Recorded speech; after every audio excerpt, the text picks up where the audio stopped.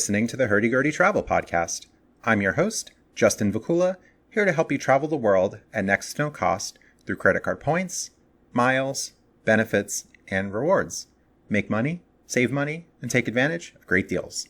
Visit my website at hurdygurdytravel.com to contact me, find me on social media, read episode transcripts, and support the show with donations and use of referral links. More information at the end of the show. Thanks for joining me for episode 38. Are credit card, miles, and points worth the effort? I explain how you, with varying degrees of time commitment, can find great value.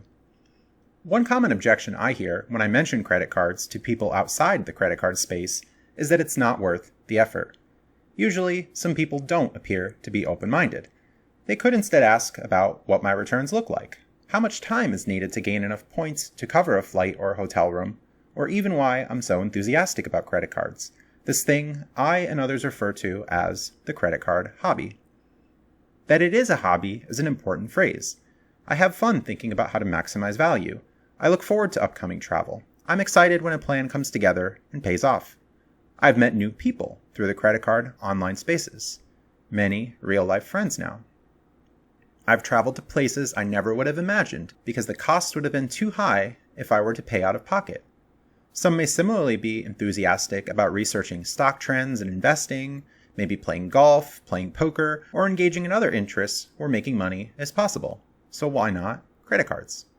The credit card hobby has so much to offer, and, if done well, it's not just gradual gain for one flight a year, as some might believe. What can credit cards give?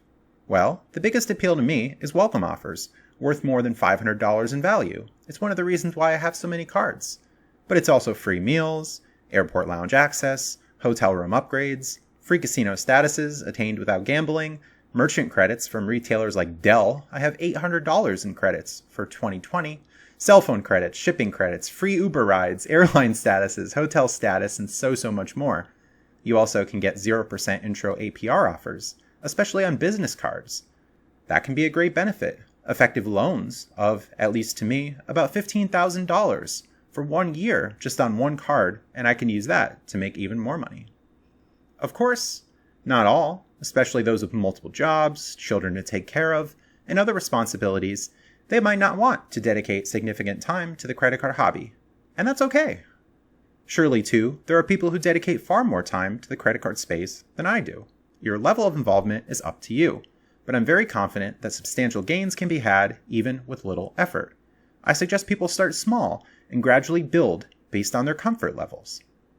At a very basic start, one can target the lowest hanging fruit by just signing up for a new credit card and putting their usual everyday expenses on it to reach welcome offers.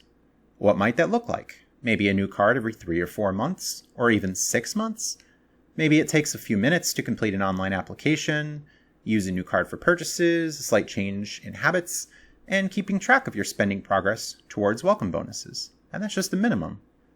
Use different cards for category bonuses depending on the purchases, and you get rebates ranging from around 1 to 10% on everything you buy. High spenders will easily hit sign-up bonuses, especially with a handful of large transactions. I recently paid my taxes using a credit card, a slight fee, well worth it, for about $4,000 in payments, which would satisfy the minimum spend requirements for many credit cards, like the Chase Sapphire Preferred, referral link on my website, which gives 60,000 points as a welcome bonus for a $95 annual fee.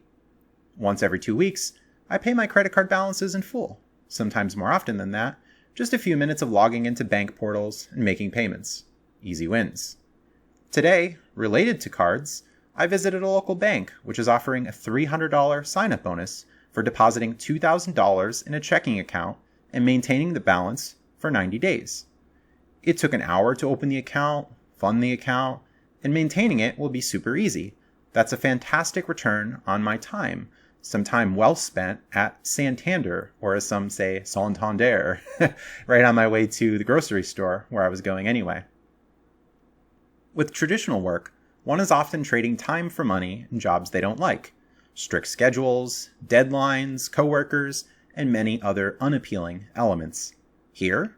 Well, it's not like I'm super excited about opening a bank account. It's not as fun as playing Dungeons & Dragons, but the payoff is well worth it for me. Maybe someone making 7 figures a year won't be as eager to open that bank account, but it's not like everyone in the credit card hobby is struggling to make ends meet. Some have very cushy jobs, investments, bank accounts. In many ways, the credit card hobby diversifies income and allows for opportunities outside the traditional clock. Some friends in the credit card hobby are especially grateful as they join me in this time of pandemic. They're off of work and they have some extra free time. I think I would be a fool to pass up on a close to $300 an hour proposition, especially now with extra free time during the pandemic. How often do opportunities like that come about? What about some other low-hanging fruit? Using my Cash App debit card, referral link on my website, I saved $7.50 buying a $75 Amazon gift card that I'll use for future purchases. I was already at a grocery store, regardless of the deal. A separate transaction, it took less than 2 minutes, maybe 30 seconds.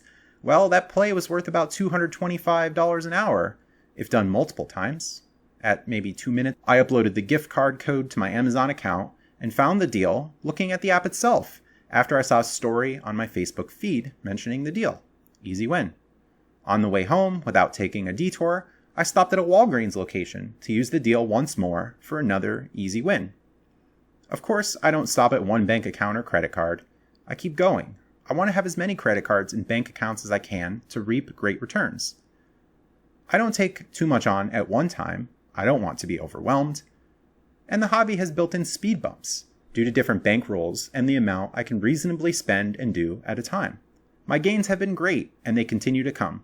Since June of 2019, when I started keeping track, I'm up about $40,000 in value through points, miles, and freebies, including gas, groceries, and meals, and this isn't my sole focus. I don't, shall I say, spend my time on propositions which don't make financial or time sense. I'm mindful of expected value. Just the other day, and even today, I could have gone to a casino to pick up $15 in match play, but that would have taken me about an hour and 15 minutes. I didn't have stops to make on the way, and this was outside my usual travel circuit. However, in coming weeks, I'll gladly take a slight detour, which will likely take about 15 minutes of time to generate about $60 of expected value per hour. I'm not going to waste my time with credit cards like the Apple Card, which offer me little to no value compared to many cards I already have. I'm not going to get a credit card with a special 3% category return for purchases I won't often make in large scale when I have far better options or when I can just wait for new, better offers. It goes on. I'm mindful of what my expectation will be, and I often pass on offers which don't make sense. As one scales up by adding new accounts and taking on more creative ways to reach high spend goals, complexity and time required increases. However, I'm happy to put in that time, again in this fun hobby, which generates tangible gains well worth the effort. I log into accounts to pay cards in full. I keep up to date on credit card related news through following several groups, websites, podcasts, and YouTube channels. There are some risks, especially if one is not financially responsible. And some mistakes, like missing payments, can be costly. But those financially responsible and reasonably organized should be fine. I don't sweat the small stuff too much, like getting only 2 times points back on a transaction instead of 3x, forgetting to activate an offer, whatever it might be. But even with some small mistakes, one should still be way ahead. And I think that my track record is really good, with great payoff. A higher level play, for example, allows me to gain and use grocery rewards to pay next to nothing for gas and groceries. It's really nice to fill 25 gallons of gas at the pump for $0 a gallon, a savings of about $63 here in Pennsylvania, right after I leave the store with the grocery order also paid for with rewards. A little bit of research and collaboration makes it happen. I utilize my networks to analyze new opportunities. I keep organized by using spreadsheets, notes in the Evernote app, the Award Wallet app, and many great programs like Travel Freely, which keep track of my cards' sign-up dates and annual fees. When I must call banks to cancel cards or ask for retention offers, I even aim to multitask. I'll call when preparing dinner or are driving, for example. I'm happy to put in the little effort to make great returns, also on my own time and my own schedule. I really don't ask for much. My wants are little, and I enjoy a frugal life. I'm comfortable. I find a good deal of freedom and fun through the credit card hobby. I really look forward to make regular travel when the pandemic clears, ready to go with close to 800,000 points with both Delta and Hilton, and more to come. The travel makes life better in many ways. Many things I would like to do, many things I have done, but this time better. It's no longer staying at a Red Roof Inn when I can stay at Hilton and Hyatt properties, for example. I don't look to get rich through credit cards and credit card related efforts, but I've recognized that it's had a major impact on my life. How many say travel is too expensive, and they neglect to do so? How many spend a large sum of money on travel and then return to the paycheck-to-paycheck hamster wheel? How many hours do you need to put in at your job for that dream vacation, when instead you could have saved all of that money through little effort with credit cards? More financial and life freedom is possible with some really easy steps for those who can be disciplined about their spending and relatively organized. Consider this a hobby, a side hustle, a game, whatever. There's a great payoff if you plan and play well. Even if for some reason you won't eventually get 20 or more cards like I have, you can experience great returns, starting small and adding more to your plate when you're comfortable. As always, I'm here to help save you from making mistakes, and with my guidance, you can save additional time as I do research to help you. I'm happy to offer consultations through my Patreon page at patreon.com/Justin Vacula. That's JUSTINVACULA. Thanks for listening and stay tuned for more content. Visit my website at hurdygurdytravel.com where you can contact me, read episode transcripts, complete a free credit card questionnaire to receive tailored recommendations, follow me on social media, listen to past episodes, and subscribe to my mailing list. Support my work through PayPal, the Cash App, and referral links by visiting the Donate tab on my website. Visit my Patreon page to support my efforts and receive perks, including special one-on-one private consultations, a custom podcast episode, and the ability to ask podcast guests your questions.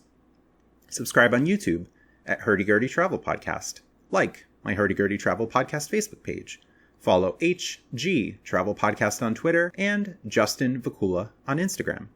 Schedule a free 15-minute consultation with full-time business coach and YouTuber Cakeology, who can help you formally establish your business, build business credit, and get premium business credit cards. When you select from various paid services after a free consultation, I'll receive credit for referring you. Listen to Cakeology on episode 12 of my podcast. Visit his websites at cakeology.com, that's CAKEOLOGI, and burstbiz.com, BURSTBIZ, and tell him I sent you. Email him, youtube@cakeology.com. Visit my other podcast at stoicsolutionspodcast.com, that's STOIC, stoicsolutionspodcast.com, where you can find practical wisdom for everyday life inspired by the ancient philosophers of Greece and Rome. Thanks to generous patrons and fans of this podcast who help support my work. Have a great day.